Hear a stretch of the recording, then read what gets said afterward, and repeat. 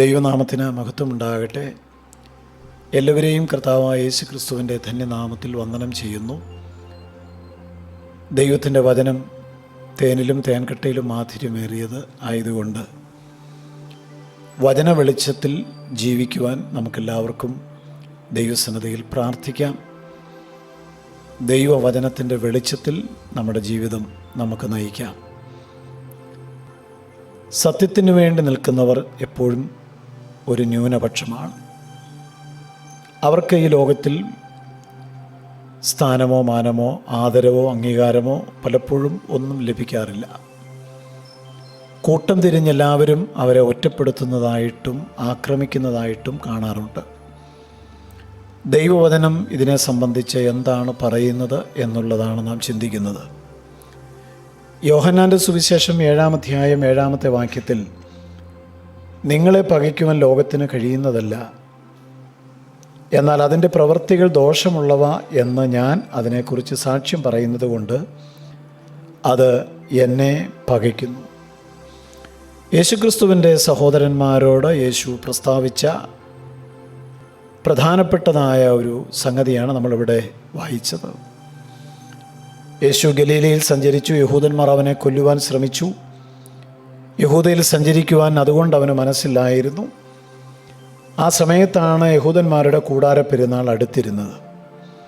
കർത്താവിൻ്റെ സഹോദരന്മാർ അവനോട്, നീ ചെയ്യുന്ന പ്രവൃത്തികളെ നിൻ്റെ ശിഷ്യന്മാരും കാണേണ്ടതിന് ഇവിടം വിട്ട് യഹൂദയിലേക്ക് പോവുക. പ്രസിദ്ധൻ ആകുവാൻ ആഗ്രഹിക്കുന്നുണ്ടെങ്കിൽ ആരും രഹസ്യത്തിലൊന്നും ചെയ്യുന്നില്ലല്ലോ. നീ ഇത് ചെയ്യുന്നുവെങ്കിൽ ലോകത്തിന് നിന്നെ തന്നെ വെളിപ്പെടുത്തുക എന്ന് പറഞ്ഞു. അവൻ്റെ സഹോദരന്മാരും അവനിൽ വിശ്വസിച്ചില്ല. അതിനുത്തരമായിട്ട് യേശു പറഞ്ഞതാണ് നമ്മൾ ഇന്നത്തെ ധ്യാന ചിന്തയ്ക്ക് വേണ്ടി തിരഞ്ഞെടുത്തത്. യേശു പറഞ്ഞു, സഹോദരന്മാരോട് യേശു പറഞ്ഞു, നിങ്ങളെ ലോകം പകയ്ക്കത്തില്ല, ഉറപ്പാണ്. കാരണം ലോകത്തിന് നിങ്ങളെ പകയ്ക്കുവാനായിട്ട് കഴിയുകയില്ല. എന്നാൽ ലോകം എന്നെ പകയ്ക്കുന്നു, എന്നെ കൊല്ലുവാൻ ശ്രമിക്കുന്നു. എന്നെക്കുറിച്ച് ഇല്ലാവചനങ്ങളെല്ലാം ലോകം പറഞ്ഞു പരത്തുന്നു. സകല തിന്മയും എന്നെക്കുറിച്ച് പറഞ്ഞു പരത്തുന്നു. അതിൻ്റെ കാരണം നിങ്ങൾ മനസ്സിലാക്കണം. ലോകത്ത് നടക്കുന്ന ലോകത്തിൻ്റെ പ്രവൃത്തികൾ, ഈ ലോകത്തിൻ്റെ പ്രഭു പിശാചാണ്. ലോകത്തെയും ലോകത്തിലുള്ളതിനെയും സ്നേഹിക്കരുത് എന്ന് കൽപ്പിച്ചത് നമ്മുടെ കർത്താവാണ്. ലോകത്തെ സ്നേഹിക്കുന്നവന് ദൈവത്തിൻ്റെ മകനായിരിക്കാൻ കഴിയത്തില്ല. ലോകസ്നേഹം ദൈവത്തോടുള്ള ശത്രുത്വമാണ്. അതുകൊണ്ടാണ് കർത്താവ് പറഞ്ഞത്, ലോകത്ത് നടക്കുന്ന സംവിധാനങ്ങൾ, അതിൻ്റെ പ്രവൃത്തികൾ ദോഷമുള്ളവ എന്ന് ഞാൻ അതിനെക്കുറിച്ച് സാക്ഷ്യം പറയുന്നത് കൊണ്ട് അത് എന്നെ പകയ്ക്കുന്നു. യേശുവിനെ ഈ ലോകം പകയ്ക്കുവാനുള്ള കാരണം 12 ശിഷ്യന്മാരുമായിട്ട് യേശു ദൈവരാജ്യം പ്രസംഗിച്ചതുകൊണ്ടൊന്നുമല്ല. യേശു ഒരു വിശുദ്ധ ജീവിതം നയിച്ചതുകൊണ്ടായിരുന്നോ ലോകം യേശുവിനെ പകച്ചത്? ഒരിക്കലുമല്ല. ലോകം യേശുവിനെ പകച്ചത് യേശു രോഗികളെ സൗഖ്യമാക്കിയതുകൊണ്ടോ മരിച്ചവരെ ഉയർപ്പിച്ചതുകൊണ്ടോ അത്ഭുതങ്ങൾ പ്രവർത്തിച്ചതുകൊണ്ടോ ഒന്നുമല്ല. അതൊക്കെ എല്ലാവർക്കും ഇഷ്ടമാണ്. അത് ചെയ്യുന്നവരെ എല്ലാവരും എല്ലാ കാലത്തും അംഗീകരിക്കുകയും ആദരിക്കുകയും ചെയ്യാറുണ്ട്. എന്നാൽ ലോകത്തിൻ്റെ തിന്മ കലർന്ന വഴികളെ വെളിച്ചത്ത് കൊണ്ടുവന്ന് അത് ലോകത്തിൻ്റെ മുമ്പാകെ പ്രസ്താവിച്ചതാണ് ലോകം യേശുവിനെ പകയ്ക്കുവാനുള്ള കാരണം എന്ന് കർത്താവ് പറയുകയാണ്. അന്നത്തെ കാലത്ത് ജീവിച്ചിരുന്ന ശാസ്ത്രിമാരുടെയും പരീശന്മാരുടെയും കപടഭക്തിയെ ക്രിസ്തു നിർദ്ദയം, യാതൊരു ദയയുമില്ലാതെ വെളിച്ചത്ത് കൊണ്ടുവന്നു. ആലയത്തിൽ നടക്കുന്ന മ്ലേച്ഛകരമായ പ്രവൃത്തികൾ ആലയത്തെ വിൽപ്പനശാലയാക്കി മാറ്റിയത്, ആത്മീയത കച്ചവടച്ചരക്കാക്കി അന്നത്തെ കാലത്തെ മത നേതൃത്വങ്ങൾ കൊണ്ടുപോയത്, യെരുശലേം ദൈവാലയത്തെ കള്ളന്മാരുടെ ഗുഹയാക്കി മാറ്റിയത്, ഇതിനെക്കുറിച്ചൊന്നും അന്നത്തെ കാലത്ത് ആരും പരസ്യമായിട്ട് ശബ്ദിച്ചിരുന്നില്ല.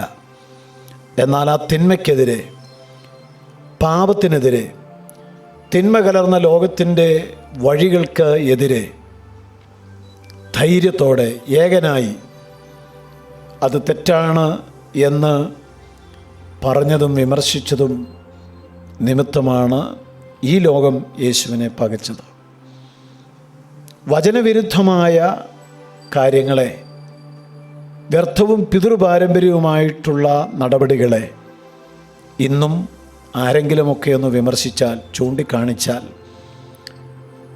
അവർ ലോകത്തിൻ്റെ ശത്രുവായിട്ട് മാറുകയാണ്. അതുകൊണ്ട് പലരും പഞ്ചപുച്ഛമടക്കി ലോകത്തിൻ്റെ സ്നേഹിതനായിട്ട് ജീവിക്കുകയാണ്. സത്യം തുറന്നു പറയേണ്ടവർ, സത്യം വെളിപ്പെടുത്തേണ്ടവർ, സത്യത്തിൻ്റെ സാക്ഷ്യം വഹിക്കേണ്ടവർ, സത്യത്തിൻ്റെ പക്ഷത്ത് നിൽക്കേണ്ടവർ ഇന്ന് മൗനം ആചരിക്കുന്നത് കാണുമ്പോൾ, നിശബ്ദരായിരിക്കുന്നത് കാണുമ്പോൾ, എല്ലാ തിന്മയ്ക്കും എതിരെ കണ്ണടയ്ക്കുന്നത് കാണുമ്പോൾ വാസ്തവത്തിൽ ഈ ലോകത്തിൻ്റെ സ്നേഹിതന്മാരായിട്ട് അവർ മാറിയില്ലേ എന്ന് സംശയിക്കേണ്ടിയിരിക്കുന്നു. എല്ലാവരും ആഗ്രഹിക്കുന്നതും ഇച്ഛിക്കുന്നതുമെല്ലാം അംഗീകാരമാണ്. ഭക്തരായ പ്രമാണിമാരുടെ പ്രശംസയും ആദരവും അന്വേഷിച്ചുകൊണ്ട് ജനസമ്മതിയുള്ളവരായിട്ട് മാറണം എന്ന് ആഗ്രഹിച്ചുകൊണ്ട് ആരൊക്കെ ജീവിച്ചാലും അവർക്കൊക്കെ ഈ അനുഭവമായിരിക്കും. എന്നാൽ ഈ ലോകത്തിൻ്റെ പ്രവൃത്തികളെ അത് വെളിച്ചത്ത് കൊണ്ടുവരുമ്പോൾ, തിന്മകളെ വെളിച്ചത്ത് കൊണ്ടുവരുമ്പോൾ ലോകം നമ്മളെ പകച്ചാലും ആശ്ചര്യപ്പെടരുത്. അത് നമുക്ക് മുമ്പ് യേശുവിനെ പകച്ചിരിക്കുന്നു. കർത്താവേ, അങ്ങയുടെ പാത പിൻപറ്റുവാൻ അങ്ങ് ഞങ്ങളെ തിരഞ്ഞെടുത്തതിനായി സ്തോത്രം. തിന്മയ്ക്കെതിരെ കണ്ണടയ്ക്കാതെ ഇരുളിനെ വെളിച്ചത്ത് കൊണ്ടുവരുവാൻ വചനം കേൾക്കുന്ന എല്ലാവർക്കും കൃപ നൽകണമേ. ക്രിസ്തുയേശുവിൻ്റെ നാമത്തിൽ തന്നെ ആമേൻ. ദൈവം എല്ലാവരെയും അനുഗ്രഹിക്കട്ടെ. തേനിലും മധുരമാ, തേനിലും മധുരമാ, യേശു ക്രിസ്തു മാധുര്യവാ.